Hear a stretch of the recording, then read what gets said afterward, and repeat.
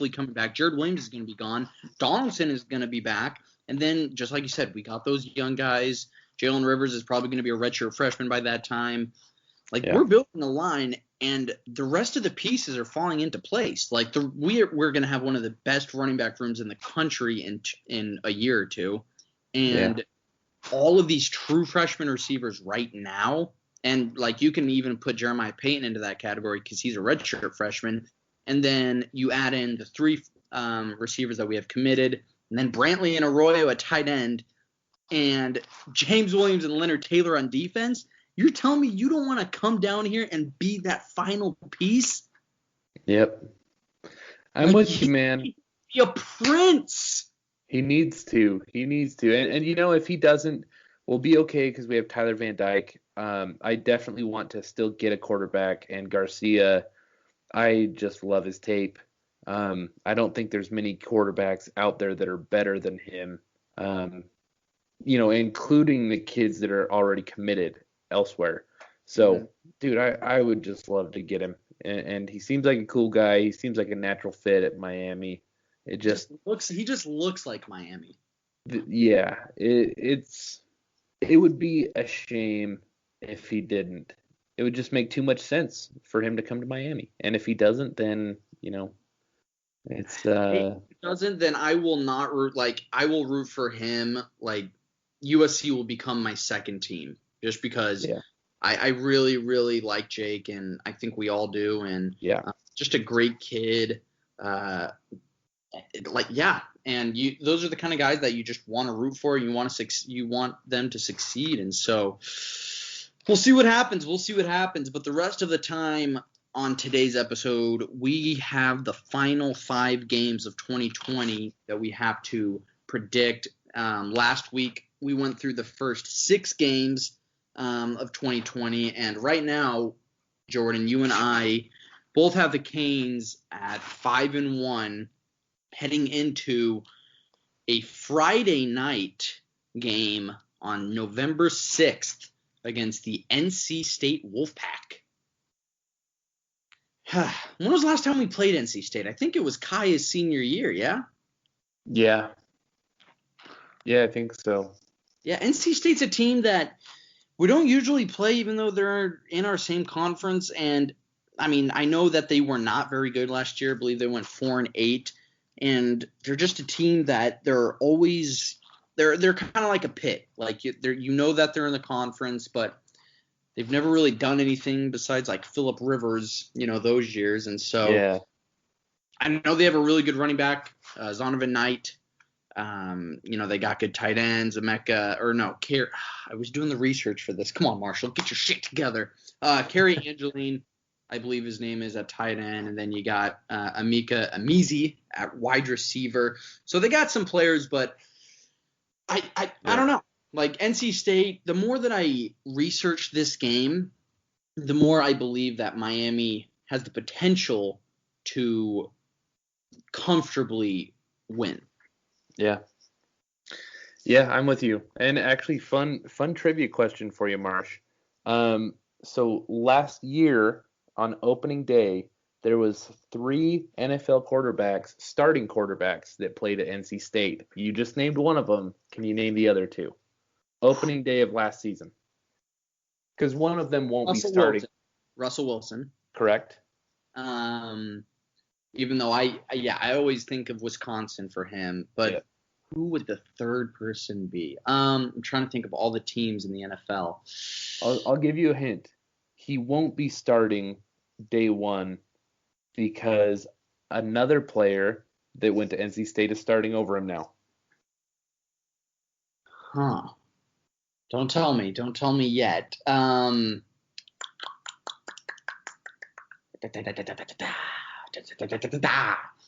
right, I give up. It's Jacoby Brissett.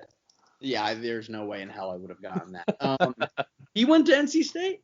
Yeah. I think he originally went to Florida, and then he transferred to NC State. But he's actually from South Florida, from the mud. I mean, everyone is from South Florida. That's right. I swear, bro. I swear everybody is from South Florida, or at least has, like, ties to South Florida. Jacoby Brissett. Huh. Yes, sir. He's How going to be about that? backing up Phillip Rivers now. So Phillip Rivers, the man. Didn't the Colts pay him like an absurd amount of money?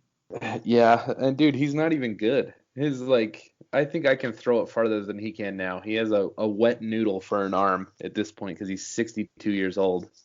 I always liked Phillip Rivers. Like I think he's a gamer. Yeah, he is I good. remember one year that it was like his third or fourth year in the NFL, and they went to New England. It was 2007, and the Chargers went to New England for the AFC Championship game. And remember, this is when the Patriots were 17-0, everything like that. And LaDainian Tomlinson did not play because of an injury. And there's a really famous picture of LT in full gear on the sideline in like one of those big like coats that football players wear, jerseys like on the sideline in the cold. And Phillip Rivers, I believe, was played that game on a torn ACL. Yep. And so since that game, like I've always just been a fan of Phillip Rivers. The man talks his trash and goes out and performs. He may not be a Super Bowl champion, but I've always respected him. He's a gamer. For sure. And no disrespect meant to him. But based on my fantasy football roster, I watched a lot of Chargers football last year. And time and time again, he does not have any throwing power. He is not accurate anymore. And the Colts have just made a huge mistake. Yeah. Maybe I'll be wrong in a few months. Maybe he'll prove me wrong. But he was not a good quarterback last season, so I don't get it. But anyway, sorry, back to NC State.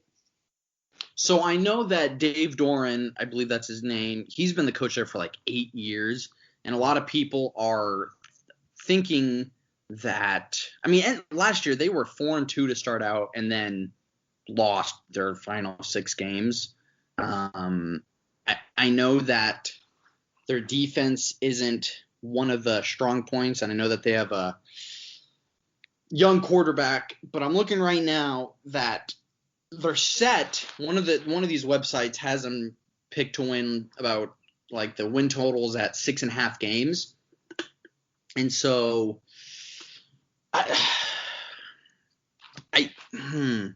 this is going to be a tough one because November, Friday night. I didn't even know it was a Friday night game, but I'm just looking at it right now. Hope if we can go on the road and get to 6-1, ooh, I'll be feeling good. Ooh, I'll be feeling good. Yep. Yeah, I'm going to go 27-17 here for the Canes. 27-7. That's not a bad prediction. I like that prediction. Yeah. Let me think about this. I'm going to go 31-17. Okay. Canes.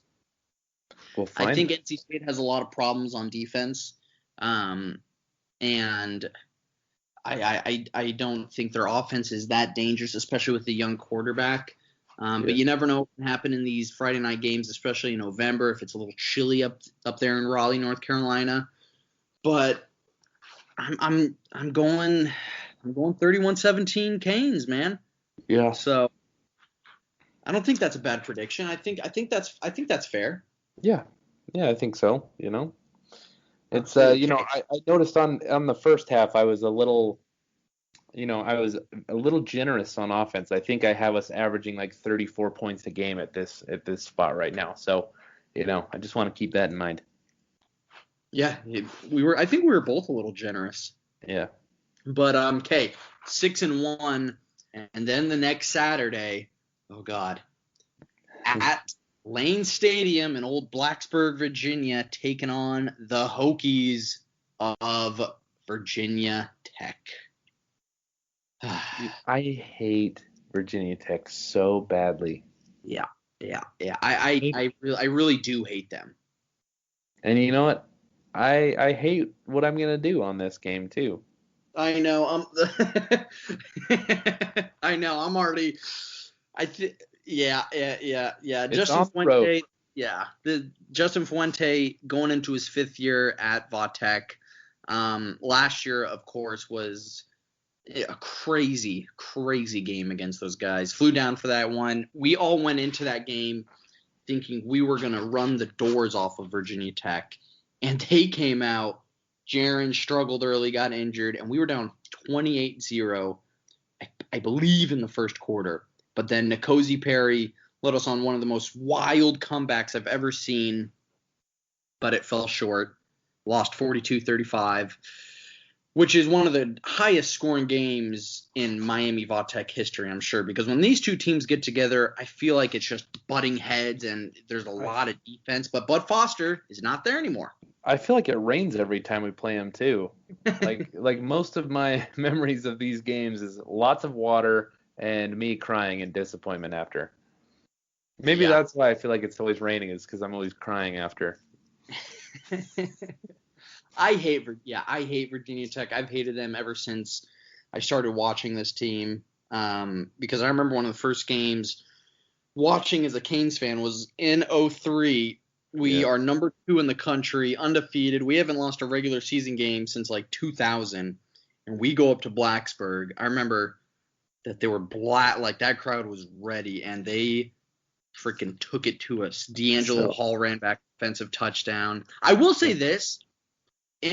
When they play Enter Sandman before for their entrance, I think that's one of the coolest traditions in college football. And I have a lot of Canes fans talk crap on that, but man, it gives me goosey. Cool. Yeah, and remind me, so wasn't that the year that towards the end of the season it was us and USC and Auburn, and it was the Tommy Tuberville Auburn team with Carnell Williams, Cadillac Williams, and Ronnie Brown? Wasn't it that year? So I think Auburn went undefeated the next year. Okay. Maybe I'm thinking no USC was involved in that. And the Canes, we were in the national championship hunt in November going into that game undefeated, number 2, and we lost that game. Next week we lost at home to Tennessee, and so everything fell apart. But these are Miami, Virginia Tech. It's not as big as it used to be. Because, in 2002, that's when McGahee had the 6 rushing touchdowns. 2003 was a really big game. 2004 decided the ACC championship. 2005, I remember, one of my favorite games ever when we went up there. We were number 5, they were number 3, and they were undefeated with Marcus Fick, and we just beat their ass. Yeah. And so Miami, Virginia Tech used to be a big game, even in 2017. When we first came out with the black uniforms, it was a big November game. It was the week before Virginia Tech. And I just remember Jaquan Johnson's one-handed interception, man. And Travis Homer going off. Yep. Yeah, it was a good time. I miss it. I'm just sad. Mm-hmm. Never been more sad in my life than thinking about college football. Yeah. But yeah, Miami Vautech, it's one of those games that it is a rivalry. We've talked about this at length on the show. You and I, we hate Virginia Tech. And I think that's how all Miami fans should feel. They are, without a doubt, if you look at the impact of this game every single year and just the history of these two teams in the last 20 years, absolutely one of our biggest rivals. I think it would be hard to make an argument that they aren't our second most important rival since we've joined the ACC. Since the year 2000. Yeah, you're right. Because I think they were in the Big East with us, weren't they? They were. So I'll agree with you there. So in this millennium, since the year 2000, they are our second most important rivalry. Yeah, I think that's totally fair. Yeah. I think that's 100% fair. And so looking at Virginia Tech, sorry, go ahead. Well, you go ahead. I was just going to segue in back to the prediction. Mm-hmm. Well, I'm just looking at some of their guys. They got Hendon Hooker at quarterback again. He's a big dude. He's 6'4", but he's 230, but he's athletic. And last year, his stats weren't nuts. He threw for 13 touchdowns, just 2 picks though. And I know they got a duo at running back. They got Khalil Herbert and also Raheem Blackshear. And so they got talent at the running back, and they got good offensive linemen. They got Christian Darrisaw and also I don't know how to pronounce his name, Lecadis Smith or something like that. But they got talent on the offense, which is not something you say a lot for Virginia